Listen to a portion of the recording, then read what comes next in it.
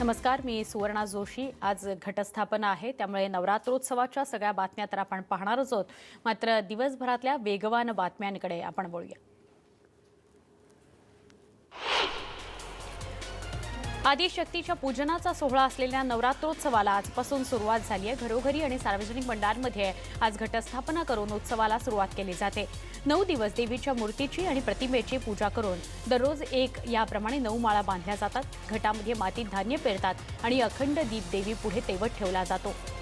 3.5 शक्तीपीठ म्हणून ओळख असलेल्या कोल्हापूरची अंबाबाई, तुळजापूरची तुळजाभवानी, माहूरची रेणुका आणि वणीच्या सप्तशृंगी मातेची 9 दिवस मनोभावे पूजा केली जाते। मंदिरांमध्ये भाविक देवीच्या दर्शनासाठी गर्दी करतात। 9 दिवस देवीला सुंदर साज चढवला जातो। देवीच्या गाभाऱ्यात आकर्षक आरास केली जाते। महाराष्ट्रभर आदिशक्तीचा 9 दिवस जागर सुरू असतो। देवीचा जागर करण्यासाठी देवीसमोर फेर धरला जातो। गाणी म्हणत भोंडला खेळला जातो। पुढचे 9 दिवस हा उत्साह न्यूज 18 लोकमतवरही आपण पाहणार आहात। 3.5 शक्तीपीठांपैकी एक पीठ अशी ओळख असलेल्या करवी निवासिनी अंबाबाईच्या मंदिरात आजपासून शारदीय नवरात्रोत्सवाला सुरुवात झाली आहे। या नवरात्रोत्सवासाठी करवी निवासिनी अर्थातच कोल्हापूर नगरी सज्ज झाली आहे। पश्चिम महाराष्ट्र देवस्थान समिती आणि जिल्हा प्रशासनाच्या वतीने मोठी तयारी या निमित्तानं केली गेली आहे। दरवर्षी लाखो भाविक अंबाबाईच्या दर्शनासाठी करवीर नगरीत येत असतात आणि त्यामुळे होणारी गर्दी लक्षात घेऊन देवस्थान समिती प्रशासनानं यंदाही नेटकं नियोजन केलंय। आज पहिल्या दिवशी पारंपरिक पद्धतीनं पहाटे देवीची काकड आरती पार पडली। त्यानंतर दुपारी सालंकृत पद्धतीनं देवीची पूजा बांधली जाईल। आजचा रविवारचा दिवस असल्यानं खूप मोठ्या प्रमाणात महिला गर्दी करतील अशी अपेक्षा ठेवूनच सोयी सुविधा केल्या गेल्या आहेत। महाराष्ट्राचं आराध्य दैवत असणाऱ्या तुळजाभवानी मंदिरात देखील नवरात्र उत्सवासाठी मोठी तयारी करण्यात आली आहे। महाराष्ट्रातील देवीच्या 3.5 शक्तीपीठांपैकी आद्य पूर्णपीठ असलेलं हे तुळजाभवानी देवीचं मंदिर इथं दरवर्षी लाखो भाविक दर्शनाकरता येतात आणि याच भाविकांच्या स्वागताकरता तुळजापूर नगरी सज्ज झाली आहे। पोलीस, महसूल प्रशासन याबरोबरच व्यापाऱ्यांनी देखील खास तयारी केली आहे। मंदिराच्या मुख्य प्रवेशद्वारावर आकर्षक अशी विद्युत रोषणाईही करण्यात आली आहे। वाशिम जिल्ह्यातील शिरपूर तालुक्यामध्ये तीर्थक्षेत्री असलेल्या जगदंबा देवी मंदिरात नवरात्रोत्सवाची तयारी पूर्ण झाली आहे। नवरात्रोत्सवाच्या पहिल्या दिवशी या ठिकाणी देवीच्या दर्शनाकरता हजारो भक्तांची गर्दी होत असते। यावर्षी हजारो भाविक दाखल होतील म्हणून व्यवस्थित सोयी सुविधा पुरवल्या गेल्या आहेत। शिरपूरमध्ये जगदंबा मंदिर 500 वर्ष जुनं असून ही देवी नवसाला पावते अशी आख्यायिका आहे। नवरात्रोत्सवाची सांगता दसऱ्याच्या दिवशी देवीची पालखी मिरवणूक आणि त्यानंतर महाप्रसाद वितरणानं केली जाते। राज्यातील भाविकांचे श्रद्धास्थान असलेल्या चांदवड निवासिनी रेणुका मातेचं मंदिर नवरात्रोत्सवात सज्ज झालेलं आहे। ते वेगवेगळ्या सुंदर आकर्षक अशा सजावटीनं यंदाही या ठिकाणी भाविकांकरता सगळ्या सोयीसुविधा पुरवल्या गेल्या आहेत। मंदिर परिसरात घटस्थापना करण्यासाठी विशेष व्यवस्थाही केली गेली आहे। तर भाविकांच्या सुरक्षिततेची काळजी घेण्यासाठी तब्बल 48 सीसीटीव्ही बसवण्यात आले। भाविकांचं कोणत्याही प्रकारे गैरसोय होऊ नये याचीही काळजी मंदिर प्रशासनानं घेतली आहे।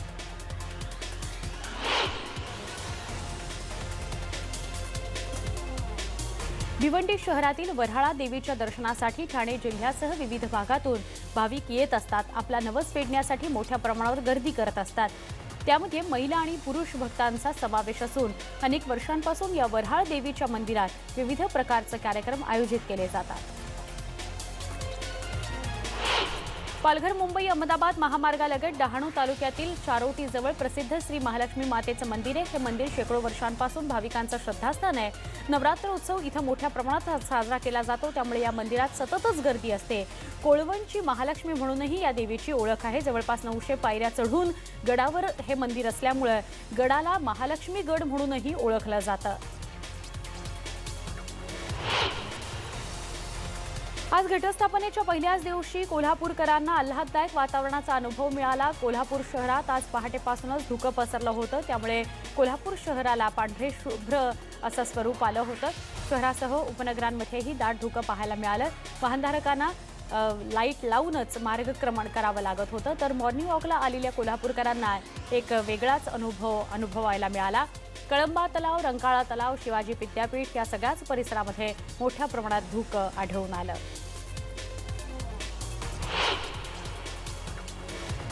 आज नवरात्रीची पहिली माळ गुंफली जाणार आहे. देवीच्या आगमनाचा आजचा दिवस ग्रामीण भागात धुकं घेऊन आलेला आहे. अनेक भागामध्ये धुक्याची चादर पसरल्याचं आल्हाददायक चित्र पाहायला मिळालंय. पावसाळा संपून हिवाळ्याची चाहूल लागल्याचं हे चित्र आहे असं बोललं जात आहे. इतर महत्त्वाच्या बातम्यांकडे वळूया आपण. काँग्रेस राष्ट्रवादी काँग्रेसची पहिली यादी आज जाहीर होतीये. मुंबईत धनंजय मुंडेंच्या निवासस्थानी आघाडीची बैठक पार पडली. या बैठकीला अजित पवारांसह जयंत पाटील, छगन भुजबळ यांच्यासह अनेक राष्ट्रवादी काँग्रेसचे नेते हजर होते. तर काँग्रेसकडून प्रदेशाध्यक्ष बाळासाहेब थोरात, पृथ्वीराज चव्हाण, मित्र वडेट्टीवार हजर होते. भर पत्रकार परिषदेमध्ये माजी उपमुख्यमंत्री आणि अजित पवार माजी उपमुख्यमंत्र्यांनी अश्रू अनावर झालेला क्षण अवघ्या महाराष्ट्रानं अनुभवला. राजीनाम्याचं कारण आणि गैरमांची आठवण काढताना अजित पवार भावूक झाले आणि भर पत्रकार परिषदेत अक्षरशः त्यांचा बांधच फुटला.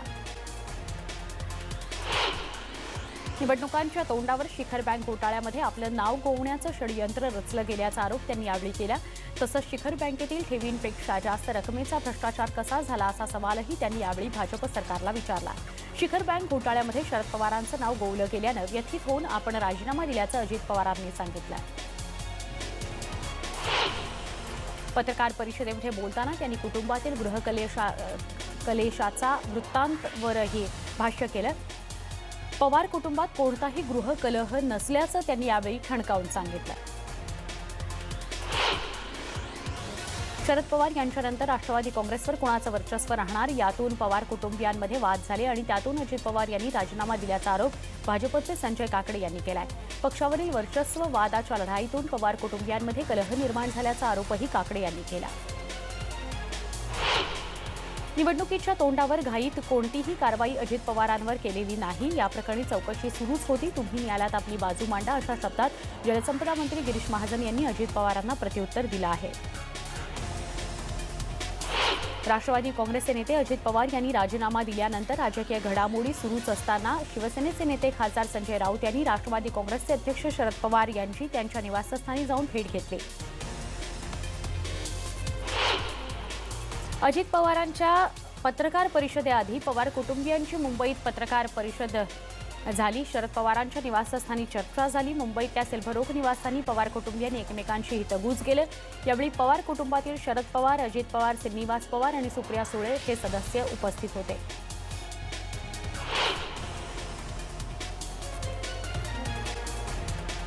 पत्रकार परिषदेत अश्रू ही अजित पवारांची स्टंटबाजी असल्याची टीका भाजपचे आमदार गिरीश व्यास यांनी केली आहे. शिखर बँक घोटाळा प्रकरणात न्यायालयानं गुन्हा दाखल करण्याचे आदेश दिले आणि याचा सरकारशी काहीही संबंध नाही असंही गिरीश व्यास म्हणाले. शिवसैनिकाला महाराष्ट्राचा मुख्यमंत्री करणारच असं वचन आपण बाळासाहेब ठाकरेंना दिल्याचं शिवसेना पक्षप्रमुख उद्धव ठाकरेंनी सांगितलं. ते मुंबईतल्या शारदा मंदिरात शिवसेनेच्या मेळाव्यात बोलत होते. मुख्यमंत्री शिवसेनेचा करण्याबाबत विधान केल्यानं राजकीय वर्तुळात भुवया उंचावल्या आहेत.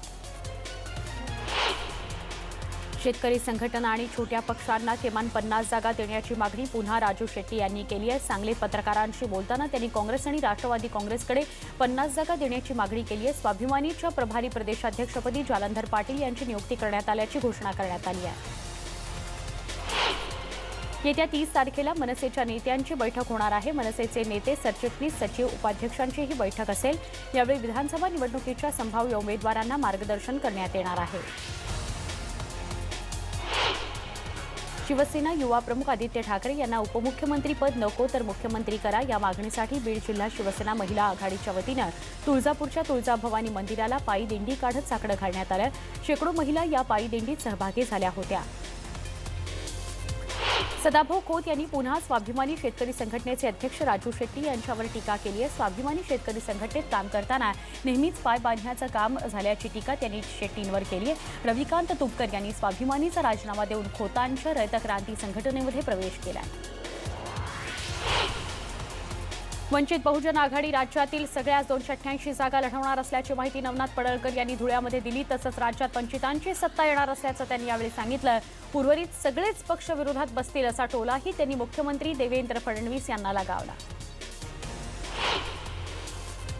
मुंबई पोलिसांनी दुर्लक्ष केलं म्हणून नाहीतर दाऊद सोबत यांनाही जावं लागलं असतं असा टोला शिवसेना नेते प्रदीप शर्मानी हितेंद्र ठाकूरांना लगावलाय. उमेदवारी जाहीर होण्याआधीच शिवसेना आणि बहुजन विकास आघाडीत गंभीर आरोपांच्या फैरी सुरू झाल्या. कल्याणमध्ये माजी पोलीस अधिकाऱ्यानं मनसेत प्रवेश केलाय. निवृत्त एसपी जगदीश लोहाळकर यांनी मनसे सरचिटणीस माजी आमदार प्रकाश भोईर आणि उल्हास भोईर यांच्या उपस्थितीत मनसेत प्रवेश केला. लोहाळकर कल्याण पूर्वेत वरिष्ठ पोलीस निरीक्षक म्हणून कार्यरत होते. त्यांच्या कार्यालयात ते दबंग पोलीस अधिकारी म्हणून प्रसिद्ध होते. राजीनाम्यानंतर आता त्यांच्या समर्थकांच्या राजीनाम्याला सुरुवात झाली आहे. पिंपरी महापालिकेतील राष्ट्रवादी काँग्रेसचे नगरसेवक जावेद शेख यांनी पदाचा राजीनामा दिलाय. शहराध्यक्ष संजोग वाघेरे यांच्याकडे शेख यांनी राजीनामा सुपूर्द केला. पीपल्स रिपब्लिकन पार्टीचे नेते जोगेंद्र कवाडी यांनी प्रकाश आंबेडकरांवर टीका केली आहे. बाबासाहेबांनी जाती अंताचा लढा दिला, पण प्रकाश आंबेडकर आपल्या उमेदवारांच्या नावासमोर जात लिहितात, त्यामुळे प्रकाश आंबेडकर हे बाबासाहेबांपेक्षा मोठे आहेत का, असा सवाल त्यांनी विचारला. आज घटस्थापना आहे, पण ऐन नवरात्रोत्सवात मध्य रेल्वेच्या प्रवाशांना मात्र मेगाब्लॉकचा सामना करावा लागणार आहे. आधीच आठवडाभर मध्य आणि हार्बर रेल्वे उशिरानं धावत होती, त्यामुळे मध्य रेल्वेचे प्रवासी त्रस्तच होते. विशेष म्हणजे उद्या आज पश्चिम रेल्वेनं मेगाब्लॉक रद्द केला आहे, पण हार्बर आणि मध्य रेल्वेवर मात्र मेगाब्लॉक कायम आहे. संगीतातील चंद्रमा लता या पुस्तकाचं प्रकाशन मुख्यमंत्री देवेंद्र फडणवीस यांच्या हस्ते करण्यात आलं. रवींद्र नाट्य मंदिराच्या सभागृहात या कार्यक्रमाचं आयोजन पार पडलं. या कार्यक्रमासाठी मुख्यमंत्री देवेंद्र फडणवीस यांच्यासह हृदयनाथ मंगेशकर, अभिनेत्री सुलोचना, त्याचबरोबर दिग्दर्शक जब्बार पटेल हे उपस्थित होते. नवी मुंबईच्या बेलापूरमधील शहाबाज या गावात तुफान राडा झाला. 15 ते 20 जणांच्या टोळक्यानं 4 जणांना बेदम मारहाण केली. मारहाण करत असल्याचा व्हिडिओ नेटवर्क 18 लोकमतच्या हाती लागला. या व्हिडिओतून काही लोक लाठ्या काठ्यांनी चौघांना मारहाण करतायत असं पाहायला मिळत आहे. दुसरीकडे कामगारानं ठेकेदाराच्या सुपरवायझरवर चाकूचा हल्ला केल्याची खळबळजनक घटना समोर आली. हल्ल्यात सुपरवायझर गंभीर जखमी झालाय. त्याच्यावर पनवेल उपजिल्हा रुग्णालयामध्ये उपचार सुरू आहेत. पनवेलमधील खारघरमध्ये ही घटना घडली.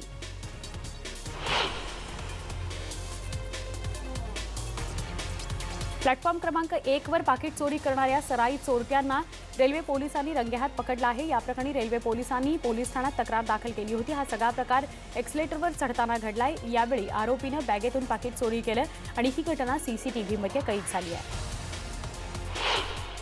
अंधेरी स्थानकावरची ही बातमी होती. पुढची बातमी निवडणुकीच्या तोंडावर मुंबईतल्या कांदिवली परिसरामध्ये समतानगर पोलिसांनी एक मोठी कारवाई केली आहे. समतानगर पोलिसांना एका गाडीतून 1 कोटी रुपयांची रक्कम हस्तगत करण्यात यश आलंय.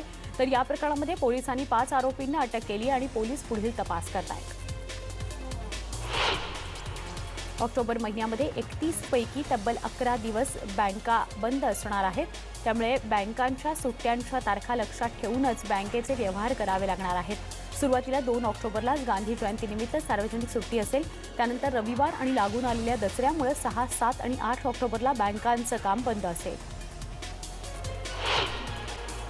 पाणीपुरवठा करणारं तोतलाडोह धरण पूर्णपणे भरलं असून त्याचे 14 दरवाजे उघडण्यात आलेले आहेत. या धरणांमधून 2727 क्युसेक इतक्या पाण्याचा विसर्ग सुरू आहे. त्यामुळे पेंच आणि कन्हान या नदीकाठच्या गावातील ग्रामस्थांना सतर्कतेचा इशारा देण्यात आला आहे. नाशिक पुणे विमानसेवेला अखेर मुहूर्त मिळाला आहे. येत्या 27 ऑक्टोबरपासून नाशिक पुणे विमानसेवा सुरू होणार असल्याचं निश्चित झालं आहे. अलायन्स एअरचे 70 आसनी विमान प्रवाशांना सेवा देणार आहे. या विमानातील 35 आसनं हे उडान योजनेअंतर्गत सवलतीच्या दरात प्रवाशांना उपलब्ध केली जाणार आहेत. बारामतीमध्ये शेतकऱ्यांनी आपल्या लाडक्या सर्जाराजाचा सण मोठ्या उत्साहात साजरा केला. शरद पवार आणि अजित पवारांवर दाखल झालेल्या गुन्ह्यांविरोधात या शेतकऱ्यांनी आवाज उठवला. बैलांच्या पाठीवर घोषणा लिहून पवारांना पाठिंबा दर्शवण्यात आला. एसटी जात असताना रस्त्यावरील पाणी अंगावर उडालं म्हणून 3 तरुणांनी चालकाला जबर मारहाण केली आहे. यामध्ये चालक गंभीर जखमी झाला असून त्याच्यावर खासगी रुग्णालयात उपचार सुरू आहेत. संदीप वाघमारे, विक्रम मेटकरी यांच्या विरोधात गुन्हा दाखल करण्यात आला आहे. अकोल्याच्या रेल्वे स्टेशनवर उभ्या असलेल्या प्रवाशांवर रेल्वे स्टेशनवरील व्हाईटनर गँगनं हल्ला चढवून जखमी केलं. या हल्ल्यात चाकू, काचेची बाटली, काठीनं मारून त्यांना रक्तबंबाळ करण्यात आलं. हाकेच्या अंतरावर जीआरपी पोलीस स्टेशन असून देखील तब्बल अर्धा तास हे थरार नाट्य सुरू होतं. सेल्फी काढण्याच्या नादात एक विद्यार्थी पुराच्या पाण्यात वाहून गेल्याची दुर्घटना बुलडाणा जिल्ह्यातल्या खामगाव इथं घडली आहे। खामगावमधल्या सुटाळा खुर्द इथल्या 15 वर्षीय हेमंत जांगीड हा नदीच्या सिमेंट बंधाऱ्यावर सेल्फी घेण्यासाठी गेला असताना त्याचा तोल गेला, तो पाण्यात पडला आणि वाहून गेला। चंद्रपूर जिल्ह्यातील सिंदेवाही तालुक्यातील शिवणीमध्ये वाघाच्या हल्ल्यात गुराखी ठार झाल्याची घटना घडली आहे। या भागात वाघाचा वावर आणि हल्ल्याच्या घटनांमध्ये वाढ झाल्याने नागरिक दहशतीत आहेत। हल्ल्याच्या घटनेनं नागरिक परिसरामध्ये तणाव धरून आहेत। वन विभागाचं पथक गावात दाखल झाले, पुढची तयारी चौकशी सुरू आहे। मनमाड औरंगाबाद रेल्वे मार्गावरील गेट बंद करून तयार करण्यात आलेला भुयारी मार्ग मनमाडसह 10 गावांच्या हजारो ग्रामस्थांसाठी डोकेदुखी ठरतोय। भुयारी मार्गाची उंची कमी असल्यामुळे एसटी बंद झाली आहे, त्यामुळे असंख्य विद्यार्थ्यांचे हाल होत आहेत।